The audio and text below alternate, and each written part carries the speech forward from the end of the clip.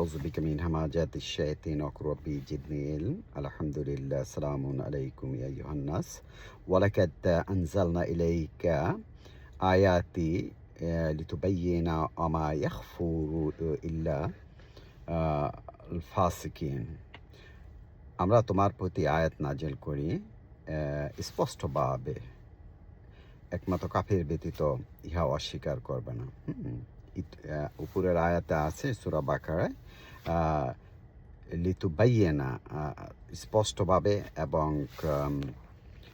তোমার সামনে যে আয়াত আছে কোরআন যে রিড দা কোরআনকে বলছে তোমার কাছে কন্টিনিউ নাজেল হয় কোরআন।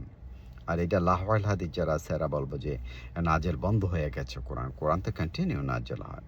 নবী রাসূলের কাছে হাইলাইট করে এটা নাজেল হয়েছে।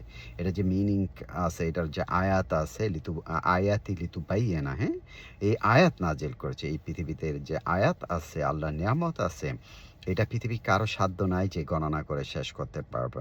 এই জন্য আল্লাহ পাক বলছে যে আল্লাহর যে আয়াত আছে, পৃথিবীর সমস্ত সমুদ্র যদি কালি হয়ে যায় এবং গাছপালা যদি কলম হয়ে যায়, তবু আল্লাহর যে মহত্ব গৌরব এই আয়াত শেষ করতে পারবো না। এই জন্য আল্লাহ পাক আবার সূরা আর রহমানে ফাবিআইয়ি আলাই রাব্বিকুমা তুকাজ্জিবান ৩১ বার বলছে যে তোমরা যে আল্লাহর নেয়ামত আছে তোমরা উভয়ে কোন জিনিসকে অস্বীকার করবে।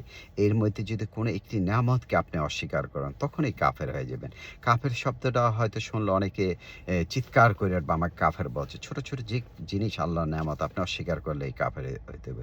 এই জন্য আল্লাহ পাক বলছে যে তুমি যে জিনিস আছে না তোমার শুকরিয়া করতে হবে, বিসমিল্লাহ আলহামদুলিল্লাহ আল্লাহর প্রশংসা করতে হবে এবং এটি নিয়ে চিন্তা ভাবনা করতে হবে। রব্বানা মা খালাকতা হাযা বাতিলা সুবহানাকা ফাকিনা আযাবান নার। তুমি যে বিশ্ব তৈরি করছো, প্রতিটা জিনিস তোমার আয়াত আছে, তোমরা এটি নিয়ে গবেষণা করো, সব কিছু তুমি সৃষ্টি করেছো, তোমার দেখো নেয়ামতকে আমরা অস্বীকার করবে। এই জন্য আল্লাহ পাক বলছে তুমি যখন এই যে কোরআন নাজেল পড়া, আমি হৃদয়তা কোরআনে বলছে আনজালনা ইলাইকা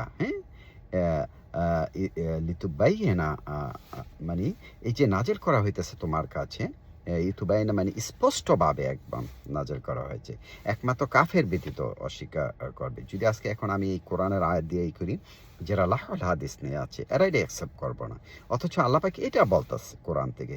এখন যারা কোরআনের রজ্জুকে ধরে রেখেছে, এখান থেকে যদি কোরআনের কথা বলবে যে আমরা তো পূর্বপুরুষের কাছে গিয়ে কখনো শুনি নাই, আমরা যে লাহওয়াল হাদিস যেইভাবে আমাদের ওলামায়গণ ভাইরাস করে প্রচার করছে বিভিন্ন ফিতনা ফাসাদ সৃষ্টি করার জন্য আল্লাহর পথ থেকে ইদুল্লাহ মান সাবিলিল্লাহ, মানে আল্লাহর পথ থেকে ভ্রান্তি করার জন্যই করছে। আল্লাহ পাক তো কোরআন এইটাই তো বলছেন।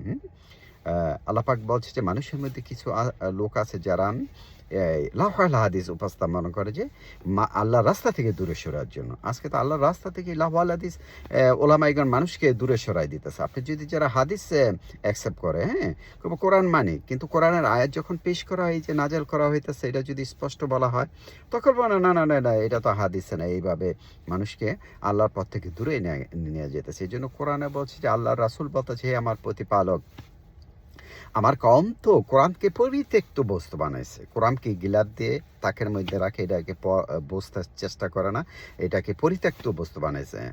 লাহওয়াল হাদিস কিনেছে, এটা শয়তানি ভ্রান্তি।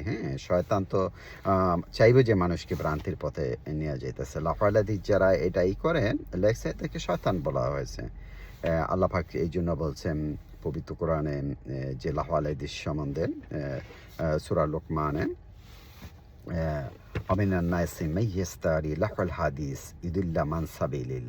মানুষের মধ্যে যে লাহওয়াল হাদিস লেখে না, এগুলি মানুষকে ভ্রান্তির করার জন্য। আপনার আল্লাহর কোরআন ব্যতীত যেগুলি আছে এগুলি লাহওয়াল হাদিস বলা হয়।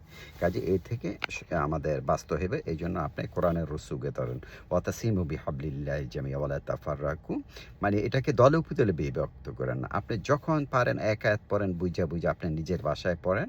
আল্লাহ পাক কোরআন ফরজ করেছেন, ইন্নাল্লাযীনা ফারাদা আলাইকাল কোরআন, নিশ্চয়ই এই কোরআন পড়া ফরজ। কোরআন বেশি বেশি পড়েন, তাহলে আপনি ভ্রান্তি পথ থেকে বেঁচে যাবেন। আলহামদুলিল্লাহ, আমাদের সবাইকে কোরআন পড়ার তৌফিক দান করুন।